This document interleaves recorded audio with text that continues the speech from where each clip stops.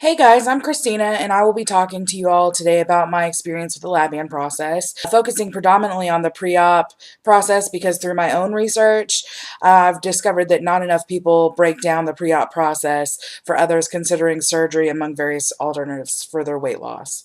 Just a little bit about myself. I'm a 23-year-old college graduate who has always struggled with my weight. I was involved in athletics as a kid and other various physical activities, but I've never been an appropriate weight for my age, I don't think, at any given point in my life.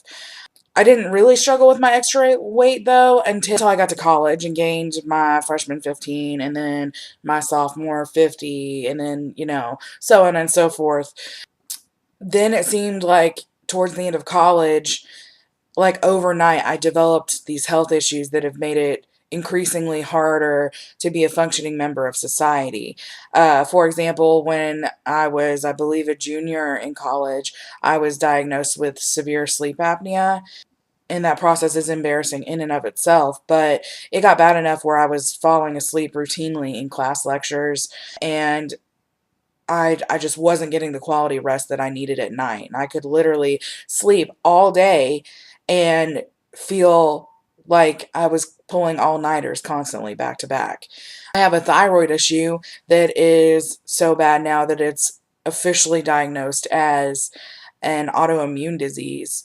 I have high blood pressure and I have a pinched nerve in my spine.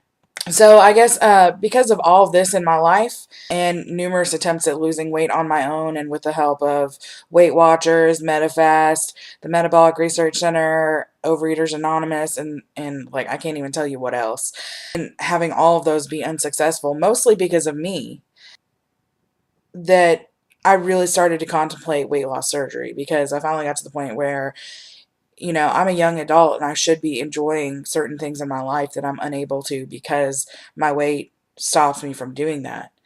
Um, and it's kind of overwhelming and hard to handle a lot, especially socially. I'm so uncomfortable with myself that like I can't make those connections socially that I need to feel like I'm having fun when I'm around my friends even. People that I know sometimes I struggle with. So once I had decided to get the surgery, I spent hours of research trying to decide what surgery was the best for me, why this surgery and why not that surgery.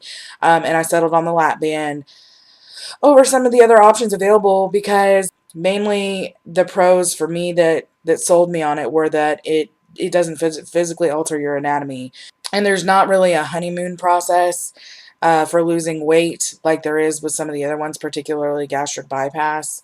I've had some friends and family members have gastric bypass, and it was like even when they weren't following the diet that they were supposed to follow after the surgery, they were still losing weight because of the malabsorptive qualities of the surgery. I didn't like that because, yeah, it would be nice to be able to still eat a lot of the things that I wanted to and still lose weight, but I want and need the sense of accomplishment of doing it the right way from the beginning, and isn't going to fix my problem. It's just a tool to help me do it on my own.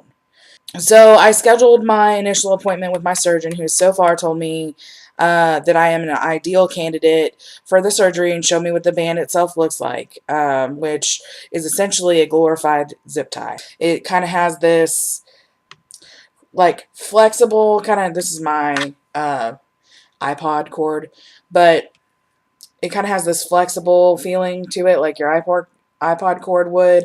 It has a tube down here that's got this clear kind of rubbery plastic in it with, like, say this is the band itself, then it has a little port coming out here with a little opening, and that's what the surgeon would actually attach right underneath your skin so that he can do your fills for when you go in and either loosen or tighten the lap band. In my case, in order to get approval from my insurance company, which is Humana, I have to do a supervised diet and exercise regimen for 6 months by an approved physician. So I'm doing that with my family doctor. I have to do a couple other things too, like go see a psychiatrist and do some stress tests to prep for the surgery before I officially get approval for the band itself. For those of you out there who are in a similar place in their weight loss journey as me, or who are just starting out, there are a couple things I've noticed through this process that if, in particular, if there is an insurance requirement of diet and exercise that you have to do to get approval from your insurance company, go through the motions and tell your doctor everything he wants to hear. But I've been specifically warned that if you go through the diet and exercise and you do lose weight, the insurance company is not going to approve you for the surgery, because they're going to come back and say that you don't need the help of the band in order to lose weight, and they're actually going to extend your diet and exercise out even longer, so that's that much longer that you have to wait for the lap band.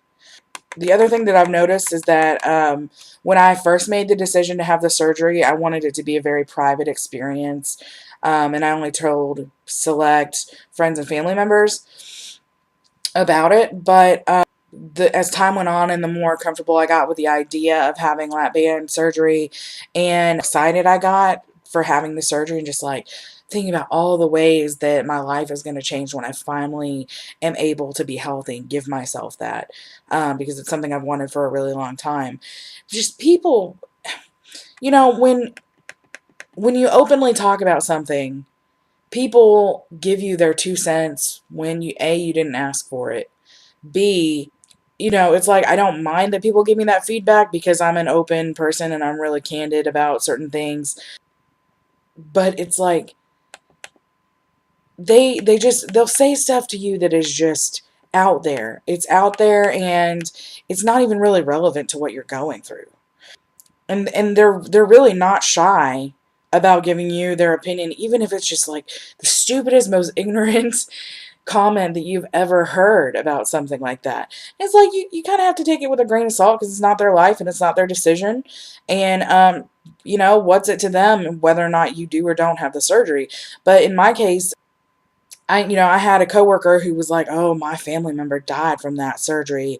Are you sure you want to do that?" And it's like, well, if you knew anything about the surgery, if you've ever done any research on it, you know that that's probably pretty unlikely, because the lap band specifically, one of the pros about it is that it has a really, really good survival rate, unless you had a pre-existing condition that exacerbated complications with the surgery, or you had a really bad surgeon or something like that.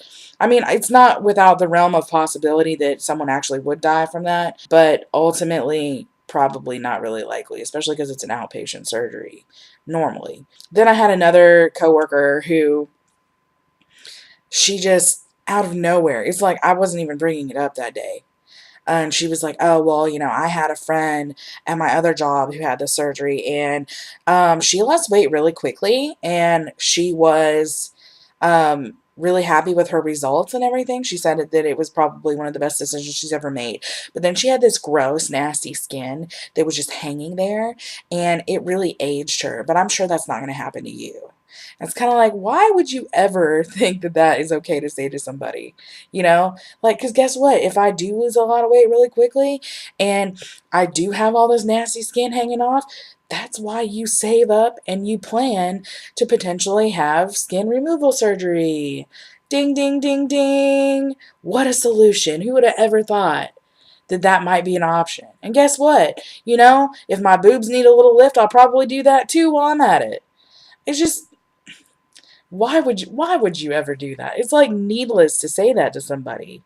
And I mean, on the other side, you do have people who are like, "Oh, well, here's my tip and trick uh, to get you approved by your insurance quicker, or to have them approve more money than what is originally covered in your plan."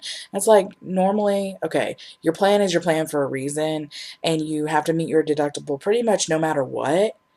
But it's okay to listen to those people, and take that kind of stuff with a grain of salt, but ultimately they're not licensed physicians, so I wouldn't take it to heart until you actually talk to your doctor. Anyway, I'm not trying to make the video too long, so I'm going to go ahead and wrap it up. But be looking for some new videos coming up soon about various topics related to the emotions and technical process of getting prepared for the lap band surgery. Feel free to comment or message me on YouTube, and you guys have a good day. Bye, guys.